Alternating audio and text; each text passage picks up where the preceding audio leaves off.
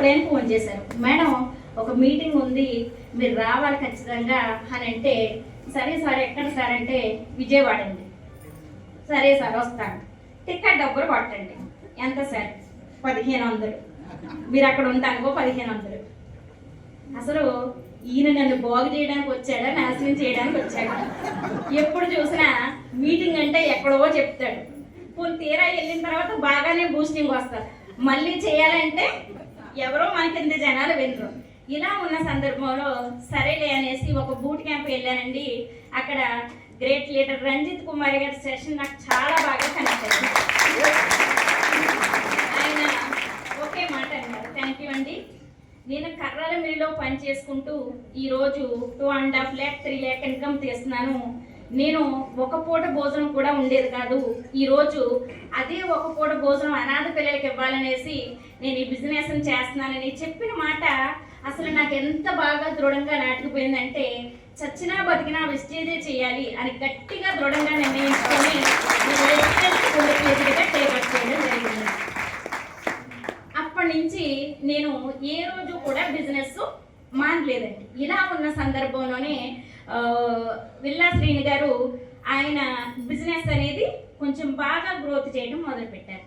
బాగా గ్రోత్ చేసిన తర్వాత నాకు కొంచెం కొంచెం ఇన్కమ్ పెరుగుతూ ఉంటే 5,000, 10,000, 15,000. ఇప్పుడు ఇంట్లో అందరూ కూడా ఊరంతా తిరుగుతున్నావు, నువ్వు బిజినెస్ మానేసి ఇంకేదైనా చేసుకో, ప్రతి ఒక్కరి దగ్గరికి వెళ్ళి అందరి ఇంట్లోకి వెళ్తున్నావు, నీకు అవసరమా ఇది అని అనేవారు. సరే అనేసి నేను ఇంకా అలా చూసి చూడనట్టు వదిలేస్తూ ఉండేదాన్ని. వదిలేసిన సందర్భంలో నాకు థాయిలాండ్ కంపెనీ థాయిలాండ్ ఆఫర్ పెట్టినప్పుడు అప్పుడు నేను థాయిలాండ్ వెళ్ళడం జరిగిందండి.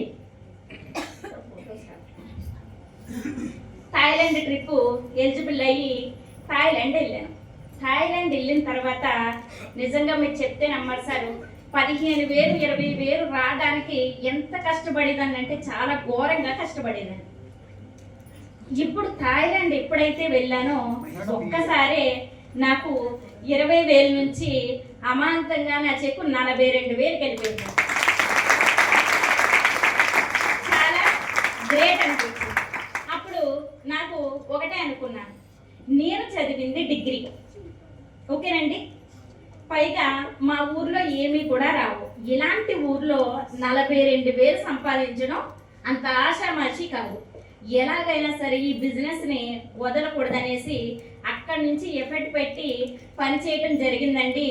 అలా నేను జాగ్రత్తగా విల్లా శ్రీని గారిని డెవలప్ చేయడంలో 2 years కష్టపడవలసి వచ్చింది. ఆయన జాగ్రత్తగా స్టార్ డైరెక్టర్, డైమండ్ డైరెక్టర్ వచ్చినప్పటికీ మళ్ళీ ఒక పర్సను నాకు పరిచయం అయ్యి ఫీల్డ్ వర్క్కి రమ్మని అన్నారు. ఆయన రాలేదు, బట్ నేను వెళ్ళడం జరిగింది. 250 రూపాయలు పెట్రోల్ కొట్టించుకుని వెళ్ళానండి. వెళ్ళిన తర్వాత ఆవిడ చాలా తెలివైందండి, ఇంతండి అంతండి, ఇంకా చెప్పడం మామూలుగా చెప్పలేదన్నమాట. ఇప్పుడు మన హుషారు ఎలా ఉంటుంది, ఏదేమైనా ఇంకొక రౌండ్ డైరెక్టర్ దొరికేసరి వెళ్తే ఆవిడ ఒక నీమ్ పేస్ట్ కొన్నదండి. కనీసం 250 రూపాయలు పెట్రోల్ వేసుకుని వెళ్తే పెట్రోల్ డబ్బులు కూడా ప్రోడక్ట్ కొనలేదు ఆవిడ. సరే వచ్చేసారు. మళ్ళీ 10 రోజుల తర్వాత మళ్ళీ కాల్ చేసిందండి. మళ్ళీ వెళ్ళిన తర్వాత ఒక నీమ్ పేస్ట్, ఒక జీటాటి సరిపోయింది. ఈవిడతో ఉంటే నా పని అయిపోయినట్టే. ఇప్పుడు ఆవిడని 2వ నెలలో 8% చేసి ఒక మీటింగ్ తీసుకెళ్తే ఆవిడకి సన్మానం చేయడం జరిగిందండి. ఆ సన్మానానికి ఆవిడ ముత్తురాలు అయిపోయి 2వ నెలలో బ్రాంజ్ అయిపోయి సంవత్సరం తిరగకుండా క్రౌన్ అయిపోయింది.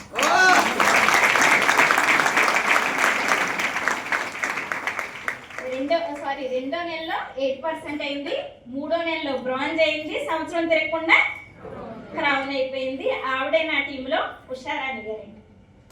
సో ఆవిడ క్రౌన్ అయిన తర్వాత నా చెక్కు 42,000 నుంచి అమాంతంగా 94,000 వెళ్ళిపోయింది. ఇప్పుడు చూడండి, గ్రోతింగ్ అనేది చాలా బాగుంది, మంచి మంచి మీటింగ్లు జరుగుతున్నాయి.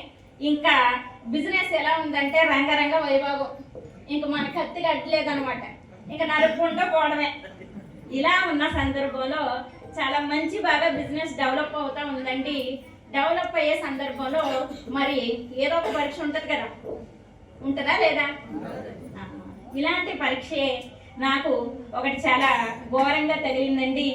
ఎంత ఘోరం అంటే మరి ఒక 5 నెలలు అడుగు తీసి బయట పెట్టడానికి కూడా అవ్వలేదు. మా మదర్కి, మా మదర్ ఫాదర్ ఇద్దరు కూడా మామూలుగా ఇక్కడ నుంచి వేరే ప్లేస్కి వెళ్తున్నారండి. వెళ్ళేటప్పుడు టర్న్కి తిరిగే సందర్భంలో ఒక బండి వచ్చి గుద్దేసింది వీళ్ళని. ఈ బండి వచ్చి గుద్దితే మామూలుగా మా నాన్నగారికి అయితే లైట్గా కాలు అనేది తిరిగిపోయింది.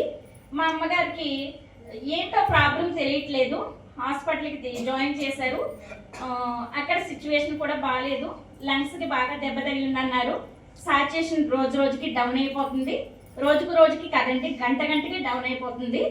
యాక్చువల్లీ 99, 95 నుంచి 100 ఉంటేనే మనం సేఫ్ జోన్లో ఉన్నట్టంట, లేదు అంటే మనం డేంజర్ జోన్లో ఉన్నట్టు.